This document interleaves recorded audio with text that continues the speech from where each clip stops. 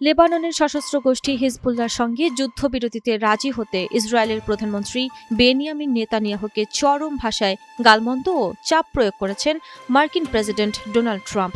স্থানীয় সময় সোমবার টেলিফোন সংলাপে ট্রাম্প তীব্র ক্ষোভ উগরে দিয়ে নেতানিয়াহুকে উন্মাদ বলে আখ্যা দেন। একই সঙ্গে তিনি দাবি করেন, কারাগারের ভাত খাওয়া থেকে বাঁচানোর জন্য নেতানিয়াহু তার কাছে ঋণী। মার্কিন সংবাদ মাধ্যম অ্যাক্সিওস এক মার্কিন কর্মকর্তার বরাত দিয়ে ট্রাম্পের সেই বিস্ফোরক বক্তব্যের তথ্যটি সামনে এনেছে।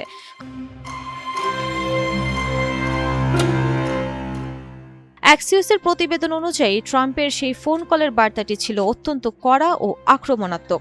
মার্কিন কর্মকর্তা ট্রাম্পের বার্তাটির সারসংক্ষেপ তুলে ধরে জানান, ট্রাম্প নেতানিয়াহুর উদ্দেশ্যে বলেন, তুমি একটা আস্ত উন্মাদ। আমি না থাকলে আজ তুমি কারাগারে পৌঁছতে। আমি তোমার পিঠ বাঁচাচ্ছি, অথচ তোমার এই কর্মকাণ্ডের কারণে আজ সবাই তোমাকে ঘৃণা করছে। পুরো বিশ্ব এখন ইসরায়েলকে ঘৃণা করতে শুরু করেছে। মার্কিন কর্মকর্তারা জানিয়েছেন, ইসরায়েলে অনবরত রকেট ও ড্রোন হামলা চালাচ্ছে হিজবুল্লাহ।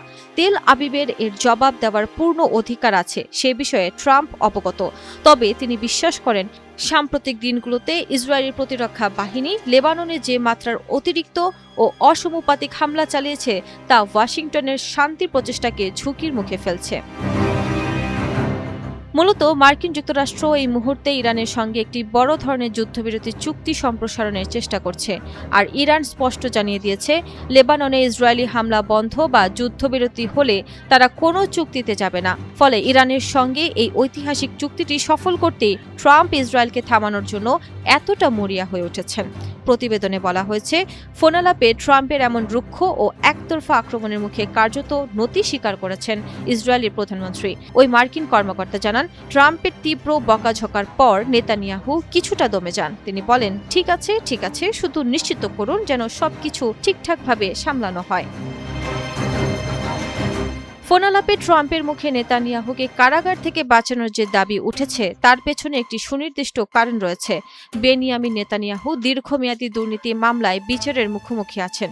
ট্রাম্প ইতোপূর্বে একাধিকবার জনসম্মুখে ইসরায়েলের প্রেসিডেন্ট আইজ্যাক হার্জগারের কাছে দাবি জানিয়েছিলেন, তিনি প্রধানমন্ত্রী নেতানিয়াহুকে এই দুর্নীতি মামলা থেকে সাধারণ ক্ষমা ঘোষণা করেন। ফোনালাপে ট্রাম্প মূলত সেই রাজনৈতিক চাপের কথাই নেতানিয়াহুকে মনে করিয়ে দিয়েছেন। এদিকে এই তুমুল তোলপাড় করা ফোনালাপের বিষয়ে জানতে চাইলে ইসরায়েলি প্রধানমন্ত্রীর কার্যালয় থেকে কোনো মন্তব্য বা প্রতিক্রিয়া জানানো হয়নি।